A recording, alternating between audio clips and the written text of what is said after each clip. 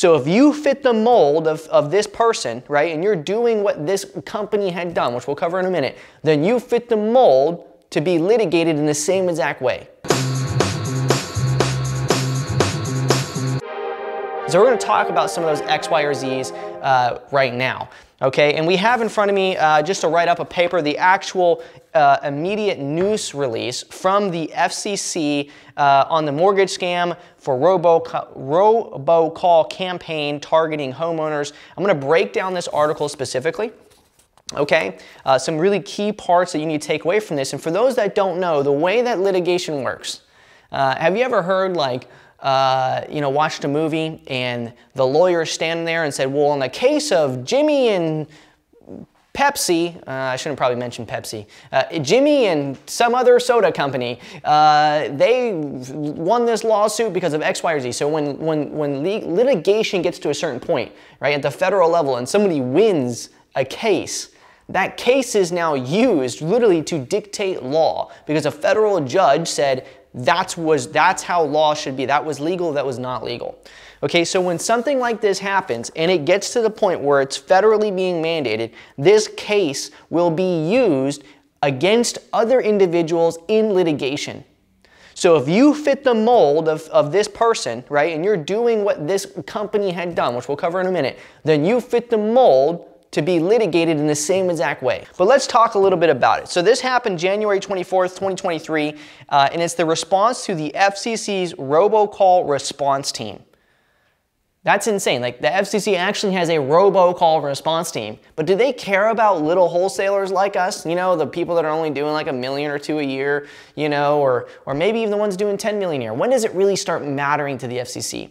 And so what this one specifically was about was a real estate brokerage firm called MV Realty that used misleading robocalls to swindle and scam residents into mortgaging their homes in exchange for a small cash payment. And so essentially what was happening was they would call these homeowners, okay, using robocall, which we're going to cover what robocall is in just a second. It's very, very, very, very important to understand what robocall is so that you understand what even got them into this situation before. Would they have been caught, or would it even be the FCC's care if they hadn't been using a robocall dialer to be able to affect so many people, right? But what they were doing is they were offering homeowners $300 to $5,000 as a cash loan alternative in exchange for an agreement to use a company as an exclusive listing broker. This is a brokerage company, and what they're doing is they're saying, hey, listen, we will pay you $300 to $5,000 in order for us to be the exclusive listing broker for you, right? So basically they're saying, we'll pay you, and when you're ready to sell your house, whether it's now or sometime in the future, you've got to do it with us. But then what they were doing is once they had that agreement in place, they were then putting liens on their properties with an interest. So they were giving them money, but then charging them interest on the money they were giving them. And I think it says here that it went out for 40-year liens on the property, paying 3% of the value of the home. So very crazy, super, super insane. But the FCC has received about 1,500 unwanted calls and complaints from consumers related to mortgages in 2022. So widespread implementation, we're going to talk a little bit about what they're doing to try to combat that. But before we do, let's talk a little bit about what is robocall. So I'm going to read the definition here on what robocall is. This is from Wikipedia, not the most validated source out there, but it's still true nonetheless, okay? A robocall is a phone call that uses a computerized auto dialer. Very important to understand that. A computerized auto dialer to deliver a pre-recorded message as if from a robot. Robocalls are often associated with political and telemarketing phone campaigns, but can also be used for service or emergency announcements. So, now, what does that mean? There's two sides of this. There is the auto dialer component, but then there is the robotic component. Okay, so there's two halves. So how can we protect ourselves the largest from litigation, the largest from being able to do the right things? We're going to break it down now. Okay, number one, if you're going to use an auto dialer, do not use drip voicemails inside of that auto dialer. So what does that, so when you're making phone calls, if you get connected to a voicemail, do not have it automatically out of voicemail. Do not use RVM functionality inside of the auto dialer, because that's where the component of the robotic voice comes in. Do not use the capability of where you do a call, and when they pick up, it automatically gives options.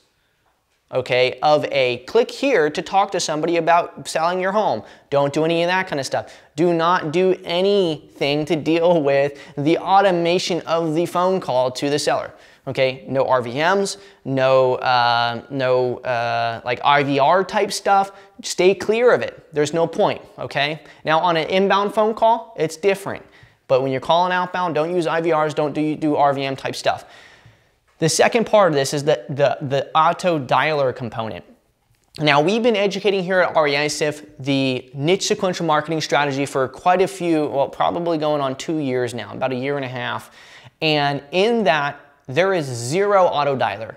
Okay, it's click to call, first to market. And so what I would strongly urge you to do is make sure that you're doing that strategy, niche sequential marketing, at least 1 to 3 niches.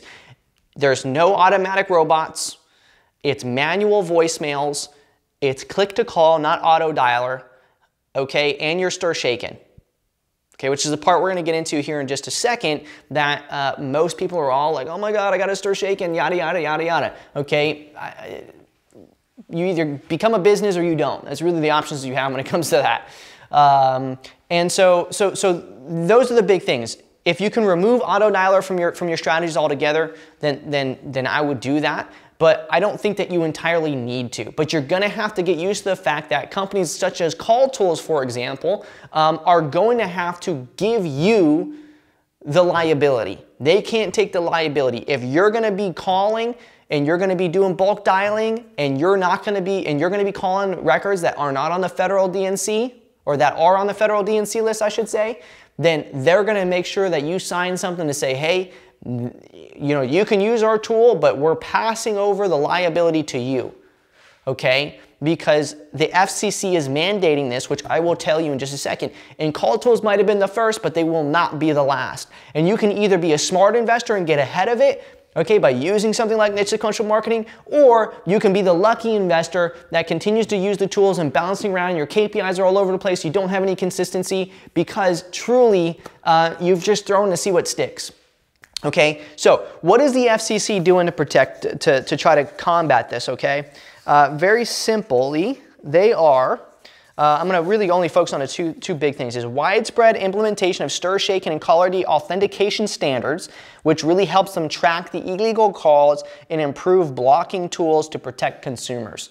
Okay, so what does that mean? That means that if you're not on the stir, shaken list, the tools that are used in the telecommunication industry will just automatically block it. So they're going to be looking, just like in the federal DNC, they'll have a list of basically green numbers that are green to say, hey, they're on stir shaken, and before they allow a call to go through, they'll first make sure that it's a registered phone.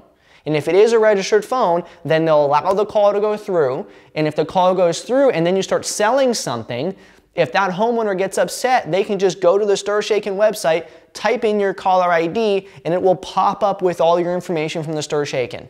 Okay? So, is that a bad thing? I don't think so.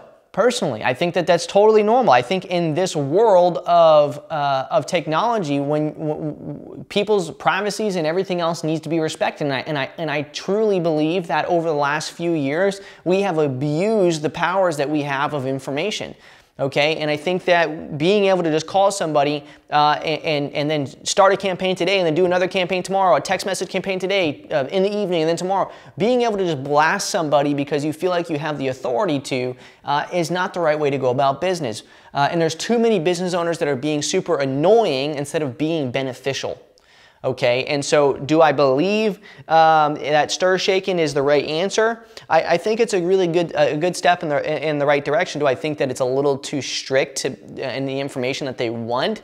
Yeah, maybe a little bit. But do I think that as a company that I would never do stir shaken? Absolutely not. I'm approved stir shaken in my companies. Okay, it's very important because your lead managers, your acquisitions, they should all be stir shaken anyway. Now, how can you still do a really strong marketing campaign and still bring in a lot of inbound or do a lot of outbound without doing stir shaken? Or can you accomplish a large amount of lead volume while still being stir shaken? 100%. You see, a lot of people didn't realize that, you know, this stuff has been coming down the pipeline for a long time, and they said, well, it's not going to happen to dialing, and it could never happen to dialing, and it was just a really dumb thing to think, because anytime that the government starts getting their hand involved, it will continue to get more strict and strict and strict. And so you have two choices. You either adapt or you don't. And those that adapt implemented niche sequential marketing with 1 to 3 niches and continue to make money every single month. And then they use the bulk marketing in order to cover a blanket approach, but their main bread and butter is still bringing in consistent volume from the 1 to 3 niche sequential vexations.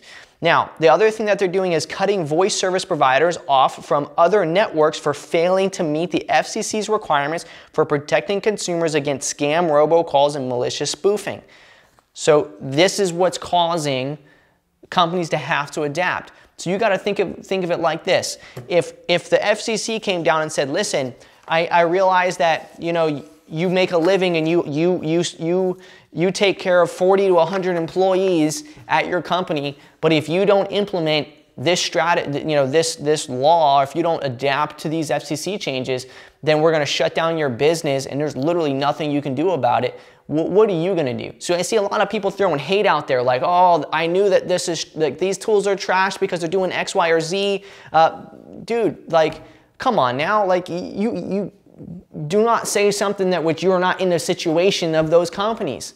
I'm sure that you would love to be in the situation of some of these companies that are, you know, $50 million companies. Okay, so don't sit and say like you understand what they're going through when you're not the one going through it. When you quite literally, you know, don't have thousands and thousands of users that are doing these illegal things.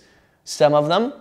Okay, doing these illegal things, and now they're liable and can get sued because they're providing it, right? So please, instead of trying to think that you're the most knowledgeable in the situation, and I'm definitely not as well, instead figure out how can you adapt and overcome. And what I can tell you is that on our YouTube channel, we have a lot of information on how you can do that. There's direct mail campaigns, there's niche sequential marketing, there's online, there's free Craigslist ads, there's free Facebook posts. There's so many other ways to make sure you can get consistent volume in while not being affected by this. Deep prospecting, one of the most impressive strategies out there that's ever came out in this real estate industry that has been used for honestly decades, but no one's really ever brought it to the surface until we started educating it. And now we have, you know, tons and tons and tons of individuals that are making multiple 6 figures and even 7 figures utilizing you know, deep prospecting, which doesn't involve any auto dialer or bulk marketing at all. Okay, so get off Call Tools' back, get off the back of, you know, Twilio and all these other companies that are adding these restrictions. And just fill out the paperwork to be a legitimate company. Do your stir shaken, do the things that you need to do to comply with the bulk dialers, and then implement and don't do the things I'm telling, what I just told you, meaning RVMs and the IVR type stuff, and you'll be totally fine. Again, consult with your own attorney, of course. I'm not an attorney. However, if you sit here and complain, you'll just end up being one of the people that just disappear into the wind. I promise you. This isn't the first time that, you know, business regulations have come down in restricted marketing. It will continue to happen. It happened to email, you know, a decade or 2 ago. Okay, and now it's happening to phone. Rightfully so, to be honest. So, the last bit of advice that I'm going to give you when it comes to the bulk dialing and all that other kind of stuff is to try to make sure that when you're doing it, that you're doing it with the intention to buy and that you do actually buy. Because if you're just doing the wholesaling thing and you're not actually buying, then you're really just pitching a service. So if you go to litigation and they say, okay, great, so you said that you're not selling, you said that you're doing this to buy, but where's the proof that you ever bought any of these homes? So what I suggest doing is either start making sure you double close everything, okay? Or that you actually start adding some flips into your business. because if you don't, then you probably are, and I don't know for certain. This is just my guesstimate in how as if I was on the bench and I was looking at somebody and I seen this, weasel in front of me, as I presume to be a weasel, taking advantage of people via the phone, and I'm an FCC believer, and they said that they've never actually bought a home, but they're saying that they're not offering a service, they're offering to buy, and so therefore they don't fit the rules of what FCC dictates as a robocall. Then I would be like, well, that kind of doesn't sound accurate to me. It sounds like you're offering a service to find a buyer for this property, is what it would sound like. Now, of course, we know that's not the truth. We know we have equitable interest and so on and so forth. However, I wouldn't open it to interpretation, okay? I would start double closing and making sure that you're getting deals that have the spreads to be able to do so, and then I would protect myself altogether. I wouldn't be doing the RVMs, I wouldn't be doing the IVRs, I would add my niche sequential marketing in, I would add some inbound from direct mail, and I would be making sure that I am double closing on properties, and I'm covering all my bases as far as what this got them in trouble for. Now, however, they were actually being slime balls, okay? They were actually doing stuff that was misleading and so on and so forth. This is a true case of somebody ripping people off. However, you can get caught inside of a storm that you don't want to get caught into. I have quite a few buddies that have gotten sued for RVMs back a couple years ago. I think the highest that someone had to pay out was 25 grand. A few of them got out of it and didn't even get past litigation. They ended up, or they never went to court. They ended up doing the whole whatever happens beforehand where they settle with each other. But at any rate, if you have any questions with this, and I'm curious on what your thought process is, comment below and let me know what you think. But at the end of the day, I just wanted to hop on here. We wanted to talk about it. I just wanted to ramble and let you know my thought process and some of the things that I think about this specific situation and how you can combat yourself. Don't be the one to make excuses. Either adapt and overcome or get the hell out of the industry. Hey, real quick, I'm about to hop on a meeting.